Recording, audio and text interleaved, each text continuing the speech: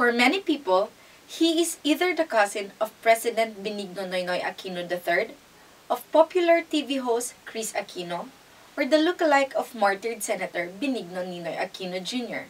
But Benigno Aquino IV isn't just another relative. Get to know Bam more on INQUIRER.net's Inquest Vote 2013.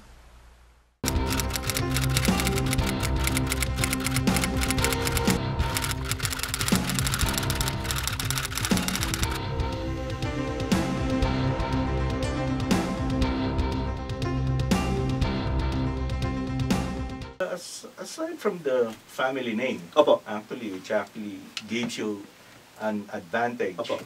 The name recall, there are, some critics who actually say that you are just relying on the lookalike that you put up, Okay, as a lookalike of the late Senator Benigno Aquino Jr. Oh, well, So, what do you say to that?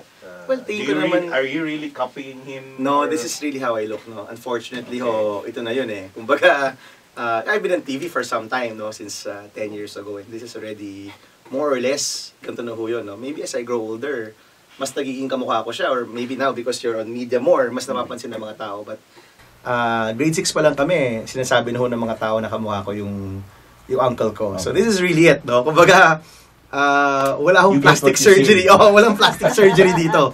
This is it, no? Okay. But with regard to name recall, at this point to kasi everybody has name recall eh. Yeah. Kung tutusin 11 days left. The other senatorials who are running are either incumbents, re-electionists, also coming from political families or very well-known names. So at this point, palagay ko parang nagpapatas-patas na rin yan eh. Palagay ko naman po, our voters can, of course, paano yan eh, as I always say, pangkatok yan sa puso ng mga tao. Your last name or your association with your family members. But kung papapasukin ka o hindi sa mga puso nila, kung boboto ka o hindi, that will depend on your own track record and what they think you can offer to them, no? Bam, you've been projected as something like a man in a hurry. You're one, if not the youngest candidate in the Senate for this year's election. Opo. Who is really Bam Aquino and why is he in a hurry? And that's a pretty big burden, no, to be the youngest in the slate kasi dala-dala mo yung hopes and dreams of a whole generation, no? And you hope that you can represent your generation and the younger generations well. And being the youngest and running for this position, of course, people think you're in a hurry. But kung tutusin ho, I don't look at myself as being in a hurry. No, I think in all the different places where I work, I just really try to do my best and do my share. Yeah. And buti naman po na we were able to excel in those areas. No, but it's not really about being in a hurry. Kasi kung tutusin, when I left school.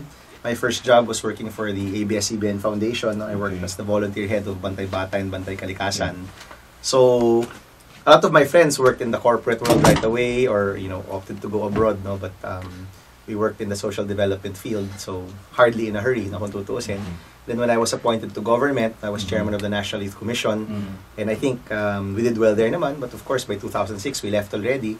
And for the past 7 years, I've been part of a program called PNoy, which supports microfinance organizations, yung mga maliliit na negosyante, and helping them with their micro businesses. At 35, a lot of people in our society, right these days, you're heads of businesses, in media, marami naman at that age are already in leadership positions. I really don't think na I'm in a hurry in that sense, but in the sense that you do have a mission, you do have goals that you want to achieve, especially with regard to helping our countrymen. In that sense, very concentrated tayo doon. But all of it in God's time and in good time, no. So palagay ko naman po yung timing natin tama-tama lang to what we want to achieve for the country. So the term or the reference to you as an inexperienced man to be in the Senate does not really rub off on you. Well, it depends what kind of experience you value, no? Kung yung experience po na hinahanap nyo, dapat nag-congressman, definitely wala akong experience na ganun. Pero kung yung experience na hinahanap nyo, nakapagtrabaho sa mahihirap na komunidad, innovations in poverty alleviation like microfinance, micro-enterprise support, microinsurance. That's experience that I have, no? Or working in the youth sector, which is of course has its own issues and concerns, no? The very large sector of our youth, no? So yung experience mo na yun dala-dala natin yan. So what do you think are the hopes and dreams of Yeah. your generation? Well, alam niyo po, no, a lot of young people, very, very basic ho yung hinahanap po nila. And the way we look kasi, when I say we, I'm talking about PNoy. When we put up that program, yung pagtingin po namin sa kahirapan, we saw it as not just a lack of financial resources, we saw it as a lack of opportunities. Yun ho yung kulang sa napakaraming mga Pilipino na sa totoo lang, magagaling naman at matatalino naman at masisipag naman. Yung isang basic, very basic thing that we want to provide or at least spur in our country is really more opportunities. To be a true land of opportunities in our country. Does one have to be in the Senate or in Congress to be able to realize that? No, to be no. able to achieve that for your generation or for the people? Hindi ho. No, you can do it in many different ways. In fact, we've been pushing for it in the private sector sa PNoy, no, for 7 years, no. Yes. Kung tutuusin po, no, all of those all of the different honors and awards that we got for our program is because we were consistently providing more opportunities for our less fortunate countrymen, no, na gustong magnegosyo. But if you really want to see these programs everywhere, mainstream, everywhere, as part of the regular operations of our country, you need to have somebody in government pushing for it also. How about Noy? The president, what do you call this? Has he given you tips on a lot how of tips. on how to face people, how to Lahat. Constantly, actually. Exactly how has he advised Well, you to go about your campaign? The first conversation we had, which was last year, no? I don't recall already what month that was. Before the Inquirer had that front page na another Aquino eyes the Senate, which by the way started the whole ball rolling. We talked to each other and sabi niya, alam mo, mahirap talaga itong buhay na to. Hindi talaga to madaling buhay. So kung desidido ka talaga, I'll put you in the process sa Liberal Party. There were about 40 people being considered at that time. Pag-uusapan namin and we'll see kung may slot ka. But siguraduhin mo muna na sigurado ka talaga kasi hindi talaga to madali. Sabi niya ganyan. And I knew that he was talking from a very personal place also na, syempre, the difficulties of public service, no? And I told him naman, sabi ko, Kuya Noy, alam mo naman na hindi naman tayo baguhan sa public service. And I really think that this is also what I really wish to do with my life. I'm willing to serve talaga. And when we had that very brotherly talk, very serious talk, doon po pinasok yung pangalan ko sa proseso. And it took them a very long time to decide on who would be the final 12. No, in fact, So you also went through a process. oh, definitely. It In was fact, not an automatic thing. Oh, Kino ito. Pasok no, na. hindi. In fact, they only informed me September 29 or 28. Basta just a few days before October. And October 1 na yung filing, ha. So talagang cliffhanger yan. So it was until that last moment when they were deciding, and finally, I think, when nag-decide yung Liberal Party, they said, we do want to see a youth candidate. We do want to see somebody fulfilling that role in the Senate slate. And you're it. If you still want it, you're it, no? But that took months. That was maybe 2 or 3 months in the process, no? So hindi talaga siya ganoon kabilis rin na decide.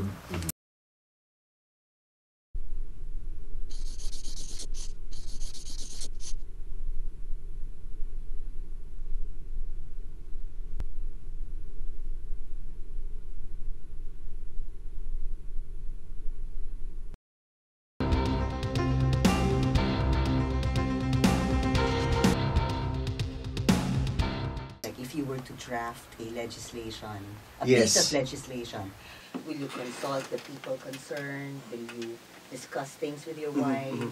Not my wife, no?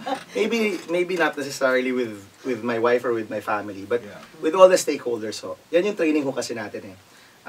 One of the things that we use in PNoy is called the systems approach. The systems approach, I think, is quite important. You bring all the stakeholders to the table. You try to not just consult, but really try to co-create the solutions with them. I think yun ho yung isang dala-dala ng maraming kabataan ngayon. A lot of the young leaders, no? We try to look for solutions, no? Hindi siya necessarily ideological. na kailangan ganito. Kasi yung paniniwala ko, ganito, kaya kailangan ganito yung solusyon. You actually work from the ground up. You bring all the stakeholders on board. You create solutions together which can help all the different stakeholders and you all grow. Hindi kinakailangan na one has to grow for the other to suffer.